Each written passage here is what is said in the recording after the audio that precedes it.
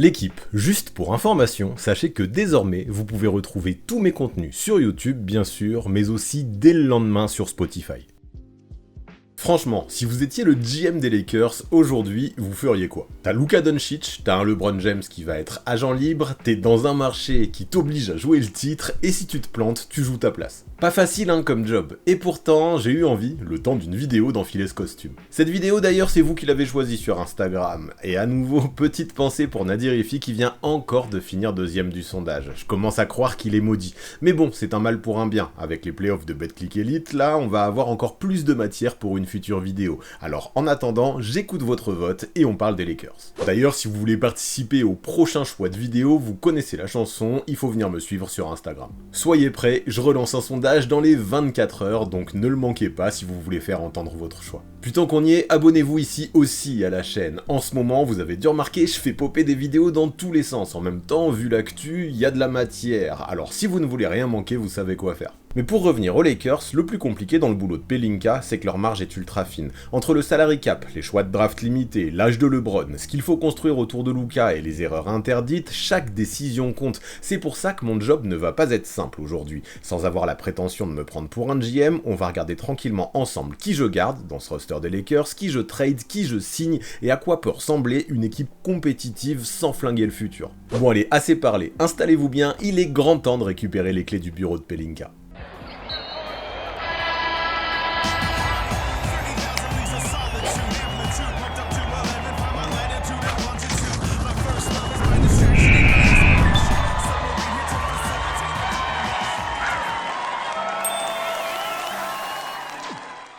Bon, avant de vous parler trade, cap space et free agency, je prends 2 minutes pour vous parler d'un truc qu'on est en train de préparer avec Trip Double. Parce qu'en avril, vous avez peut-être vu passer ça sur Insta, j'étais à Los Angeles avec un groupe pour vivre la fin de saison NBA sur place, et franchement, encore une fois, c'était une dinguerie. Et le truc fort avec ces voyages-là, c'est que c'est pas juste dans le délire, je prends mon billet, je vois un match et je rentre à l'hôtel. Pendant une semaine, ensemble, on vit basket du matin au soir. Tu parles NBA dans l'avion, dans le bus, au resto, avant les matchs, après les matchs, bref, tu vis en vase clos avec des gens aussi fada de NBA que toi. Et quand tu te retrouves avec un groupe de passionnés qui vibrent pour les mêmes choses que toi, ça change tout. Tu peux regarder la NBA toute l'année chez toi évidemment, mais quand t'es à Los Angeles avec des gens qui deviennent fous au moment d'aller à la salle, qui débattent du MVP, des playoffs, des transferts et des systèmes toute la journée, je vous jure, l'expérience n'a plus rien à voir. Et moi ce que j'aime par-dessus tout avec Trip Double, c'est vraiment ce côté immersif. Il gère la logistique, l'organisation, les matchs, l'hôtel, le vol, les transports et même des fan expériences complètement folles selon les opportunités. Toi, sur place, t'as juste à te laisser bercer et à profiter.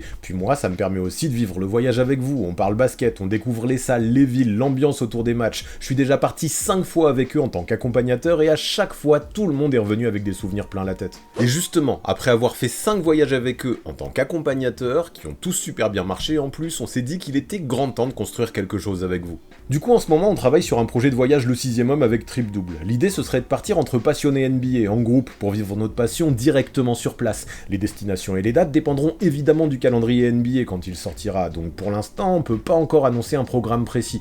Mais l'objectif, c'est de construire des séjours cohérents, en fonction de vous, de vos désirs, autour des matchs, de l'immersion, de l'ambiance de groupe, et si possible, avec de grosses fan expériences sur place. Franchement, si vous êtes un vrai fan de NBA, vivre une telle expérience au moins une fois dans sa vie, c'est limite un passage obligé. Donc si ça vous intéresse, je vous mets le lien dans la description. Et si je me rate pas, normalement il y aura aussi une petite fiche là-haut sur YouTube. Avec ce lien, vous pourrez vous préinscrire gratuitement, sans engagement. C'est pas une réservation, vous payez rien, ça sert juste à savoir quelles sont vos préférences et savoir qui serait potentiellement chaud. Par contre, faites attention, le nombre de places sera très limité et toutes les personnes préinscrites seront prévenues en priorité. Dépêchez-vous, il y en a déjà une 50aine. Donc allez cliquer, ne laissez pas passer ça parce que moi j'ai vraiment hâte qu'on puisse partir aux States tous ensemble. Mais bref, maintenant on en revient aux Lakers, notre sujet du jour. Parce qu'avant d'aller peut-être ensemble à Los Angeles, on va déjà essayer de reconstruire ensemble l'une des franchises les plus iconiques de l'histoire de la ligue. Du coup, let's go, il est grand temps de vous présenter le plan que j'ai imaginé pour eux. Et déjà, ce plan, il commence avec une question toute simple. Qu'est-ce que tu fais de LeBron James?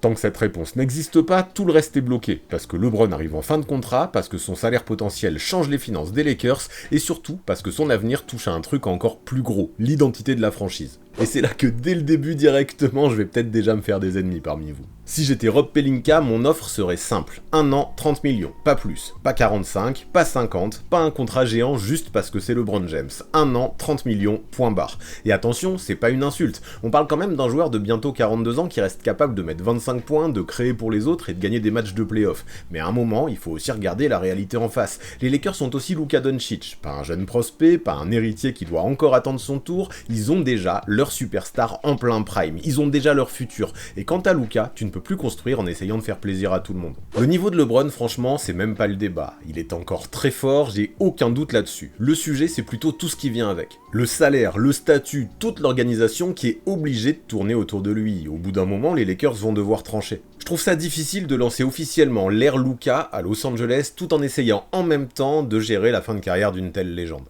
Donc perso, ma limite elle est là. Si LeBron accepte un an à 30 millions, je réfléchis, il y a un truc à faire. Mais s'il refuse, je ne monte pas à 45 ou 50. Je ne bloque pas mon été pour lui, je le remercie pour tout, sincèrement, puis je tourne la page. Parce que son départ ne libère pas seulement de l'argent, il libère une direction. Et perso, je crois que d'un côté, son départ m'arrange un peu pour ça aussi. Alors disons qu'il refuse mon offre parce qu'il veut plus de dollars, et à partir de là, le vrai été des Lakers peut commencer. Maintenant que LeBron est sorti de l'équation, le diagnostic est simple, on a une superstar et faut construire autour. Luka sort d'une saison de patron à plus de 33 points, plus de 8 passes, plus de 7 rebonds. Le problème, c'est pas de lui demander plus, c'est de construire un effectif qui permettra à la fois de maximiser ses qualités, mais aussi de limiter ses défauts. Et c'est probablement là que tout se joue, parce que autour de Luka Doncic, empiler du talent sans réfléchir, ça suffit pas. Tu dois choisir les bons profils, des finisseurs, du tir, des défenseurs utiles, pas des joueurs qui ont eux aussi besoin que tout tourne autour d'eux. Les Mavs nous l'ont déjà montré, et franchement c'était limpide. À Dallas, Gafford et Lively n'étaient pas des stars, mais avec Luka, leur valeur explosait. Écran, roll, lob, rebond, protection de cercle.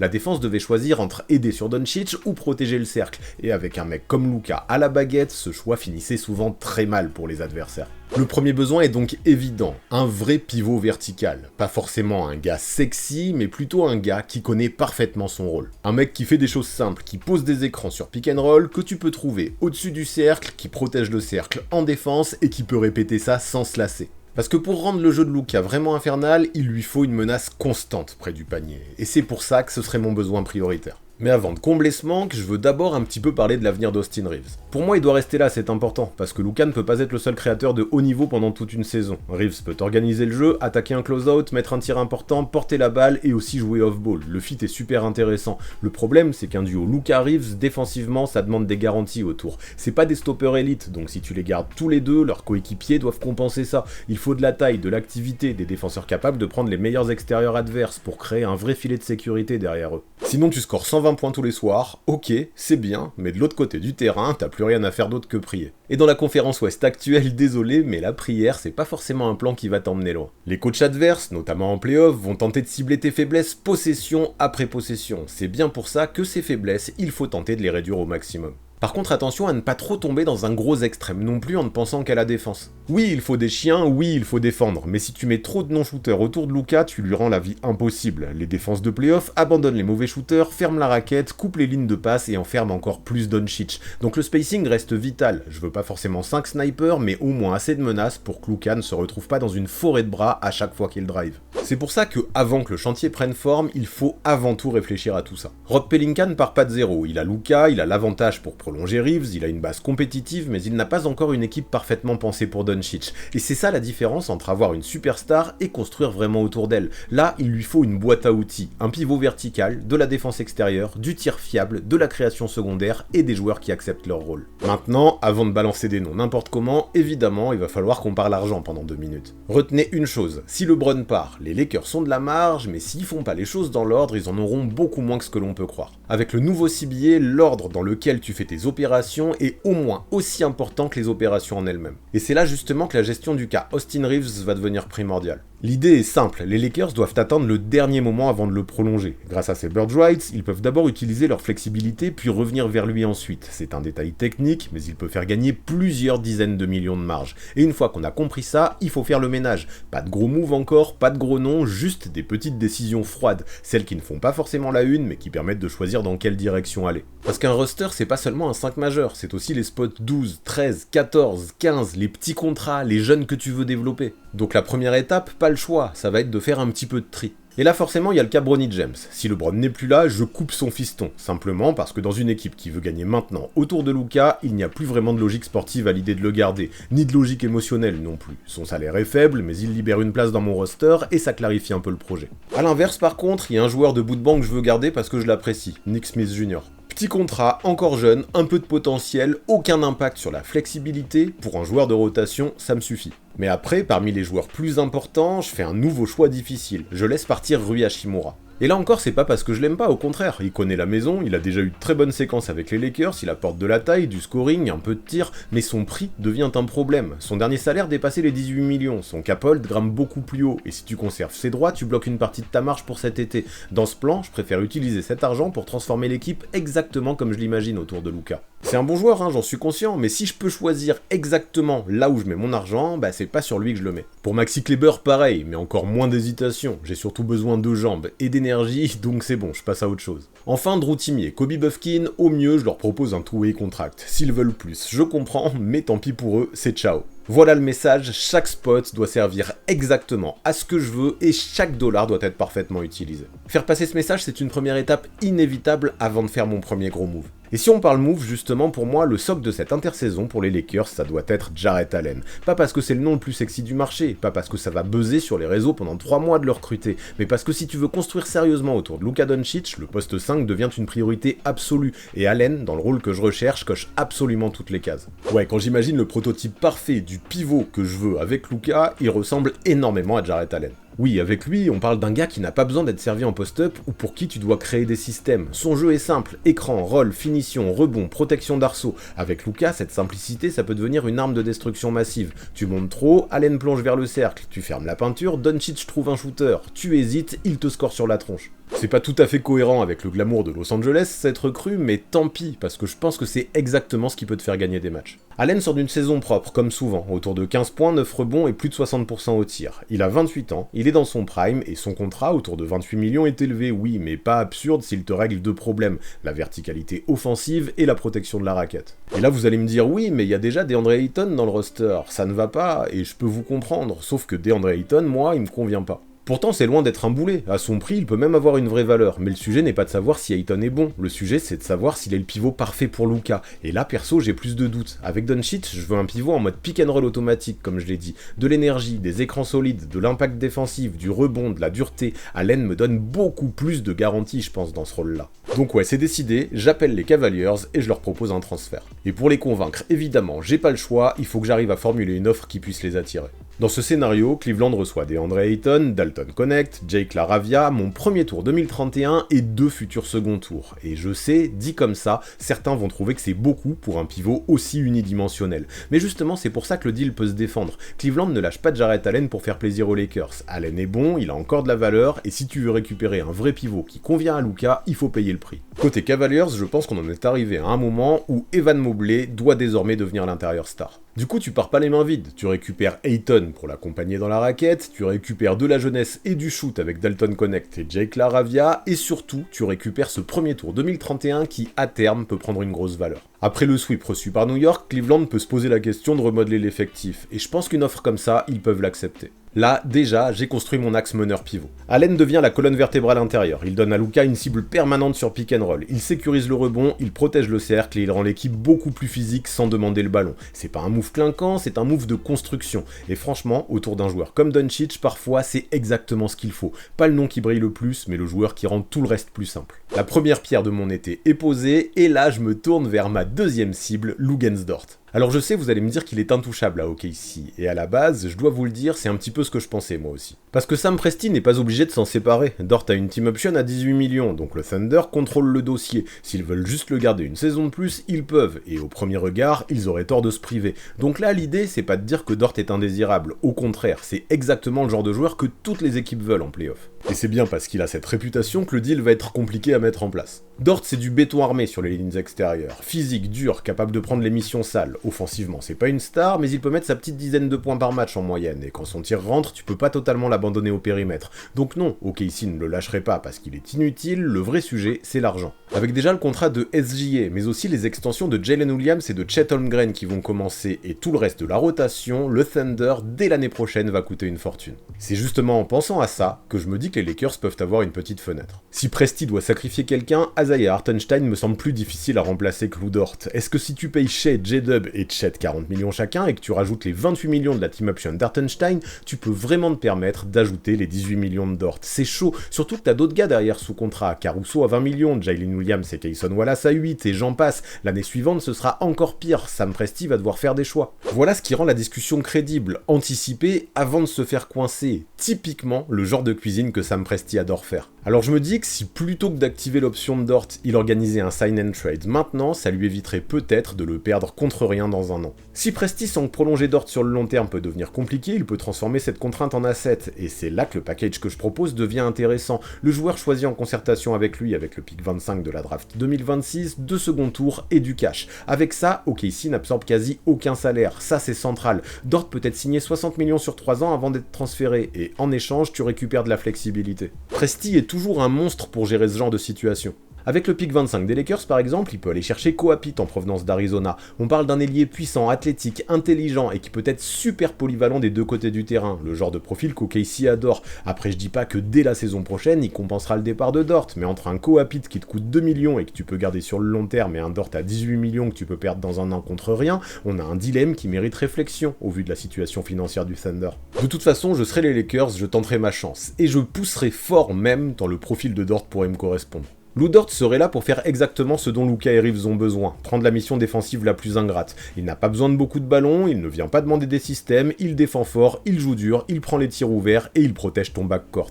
Dans une équipe avec 2 créateurs qui ne sont pas des stoppers élites, ce genre de profil a une valeur énorme. Mais attention, ce move a un prix caché financièrement. Si tu fais un sign and trade pour Dort, ça voudra dire que les Lakers ensuite auront affaire à un hard cap. Donc derrière, faudra en être conscient, chaque dollar comptera, mais peu importe, ça se tente, je pense que le jeu peut en valoir la chandelle. Dans ce sign and trade, les Lakers ne profitent pas d'un Dort indésirable, ils profitent d'une tension salariale possible chez une équipe trop riche en talent. OKC peut dire non bien sûr, mais si Presti veut anticiper, récupérer un jeune joueur plus abordable, 2 picks du second tour, du cash et n'absorber aucun salaire, la discussion peut exister. Là dans mon 5, j'ai déjà 4 piliers, il me manque plus qu'un nom, et avec le départ de LeBron, sachant que je n'ai toujours pas re-signé Austin Reeves, j'ai toujours de l'argent disponible. Voilà pourquoi mon prochain choix, maintenant, s'orienterait vers John Collins, qui est free agent. Et je le précise tout de suite, je le signe pas comme une star, je suis pas en train de vous dire John Collins va sauver les Lakers. Non, je le signe comme un role player de luxe, un gars qui peut courir, finir, prendre des rebonds, punir les aides, jouer au-dessus du cercle et apporter un peu de spacing au poste 4. En gros, exactement le genre de joueur qui n'a pas besoin de créer son tir pour être utile avec Luka.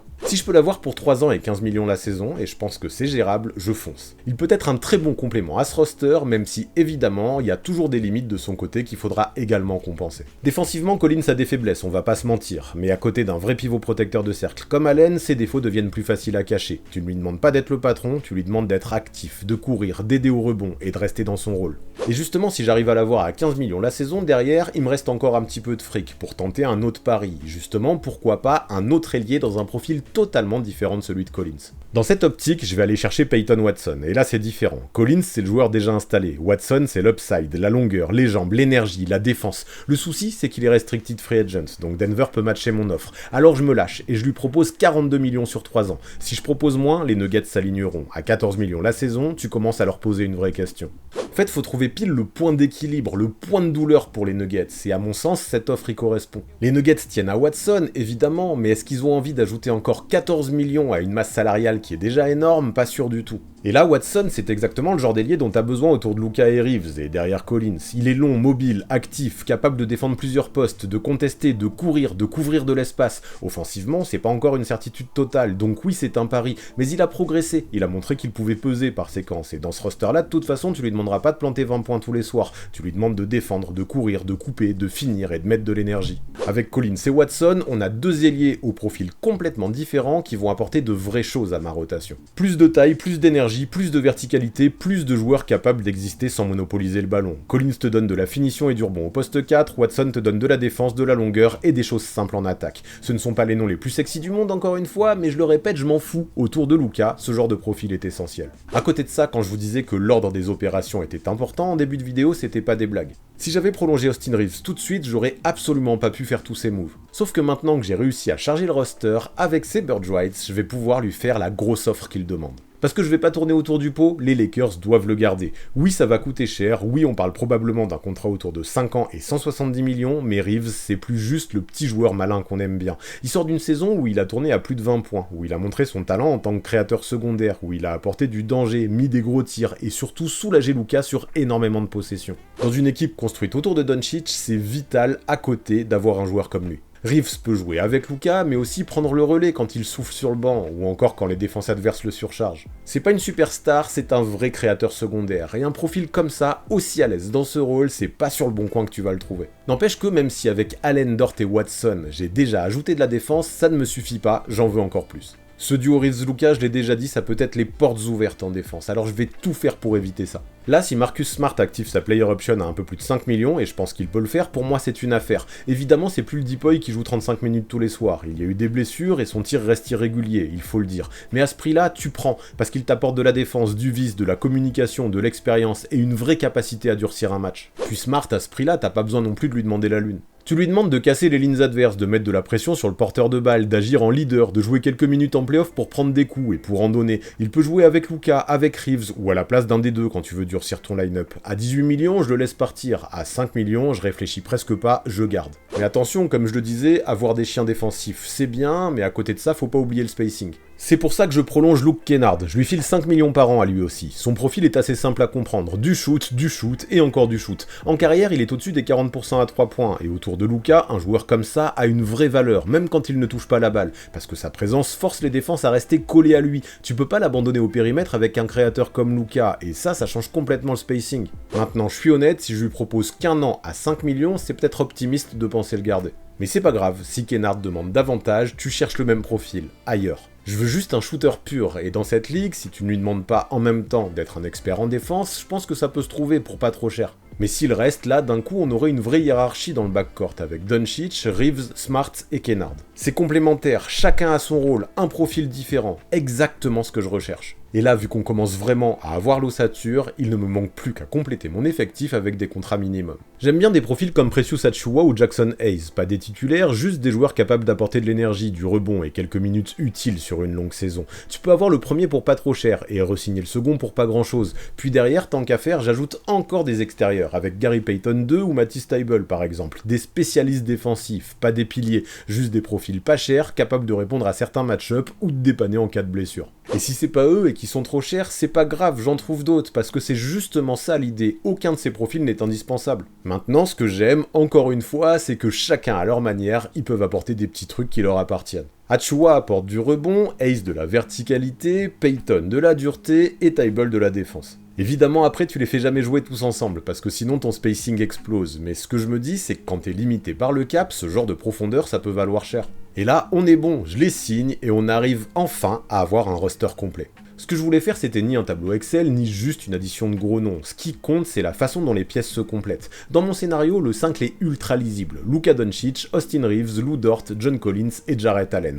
Luka crée, Reeves l'aide, Dort prend la mission défensive pénible, Collins court, finit, prend des rebonds, Allen protège le cercle et pose les écrans. Personne n'est forcé de devenir quelqu'un d'autre. Derrière, le banc a aussi une vraie identité. Smart, Kennard, Watson, Vanderbilt, Achiuwa, tous peuvent aussi devenir titulaires en cas de blessure ou selon les match-ups. C'est pas la seconde unit la plus ronflante de la NBA, mais ça me plaît quand même, ça me semble cohérent et surtout complémentaire avec les pièces principales. Les autres deviennent des outils sérieux mais ponctuels qui peuvent dépanner en cas de besoin. Tous ne joueront pas en play-off et c'est normal, une équipe ambitieuse n'a pas besoin de 15 joueurs au mois de mai, par contre elle a besoin de solutions de secours en saison régulière, et là on les a. Franchement ça me plaît, mais la vraie question maintenant c'est est-ce qu'une telle équipe pourrait devenir favorite de la conférence Ouest ? Franchement non, JJ Redick aura beau avoir un roster qui me semble cohérent, le Thunder, même sans Dort, reste monstrueux. Les Nuggets auront toujours Nikola Jokic, les Wolves resteront une équipe très compliquée à jouer, et surtout, les Spurs autour de Wemby, eux, pourraient encore continuer à exploser. La conférence Ouest est ultra violente, donc non, je vais pas vous faire croire que ces Lakers New Look vont créer direct une future dynastie.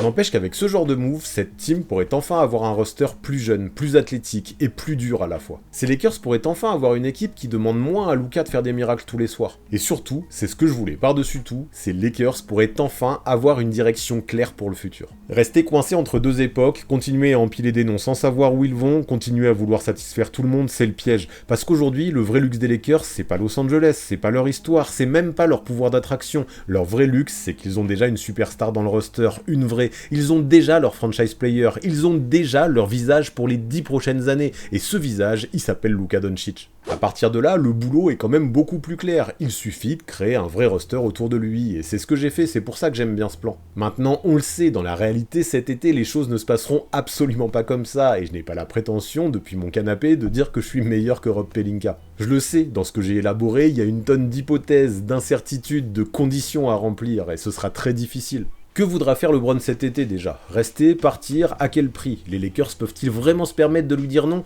Et c'est pas tout, faut aussi convaincre Cleveland de lâcher Allen, OKC de lâcher Dort, Denver de ne pas s'aligner sur Watson, il faut que les agents libres acceptent les contrats que je leur propose. C'est évidemment plus compliqué de construire une équipe dans la vraie vie que derrière un écran, mais le but c'était pas de prédire l'avenir dans cette vidéo, c'était de répondre à une question. Si tu construis enfin ton roster entièrement autour de Luka, à quoi ça peut ressembler? Et franchement je pense que pour ces Lakers, elle est vraiment là la grosse question de l'été. Et pour moi la réponse elle est toute trouvée, ils doivent prendre une direction claire, s'engager à 100% dedans et arrêter de regarder dans le passé. Mais vous, j'ai envie de savoir, vous partiriez dans quelle direction? Est-ce que vous validez le plan que j'ai proposé ou alors est-ce que vous partiriez totalement sur autre chose? Quel joueur vous gardez? Quel profil vous allez chercher? Et surtout, qu'est-ce que vous feriez plus globalement à la place de Pelinka? Pensez bien à me dire tout ça dans les commentaires, je suis très intéressé à l'idée de connaître vos plans de route. Ensuite, vous connaissez, si la vidéo vous a plu, pensez vraiment à la booster avec le bouton juste en dessous. Ça aide vraiment à la pousser dans l'algorithme, et je vous remercie énormément. Enfin, évidemment, abonnez-vous à cette chaîne si ce n'est pas encore fait, parce que croyez-moi, on est loin d'en avoir terminé avec cette intersaison NBA 2026.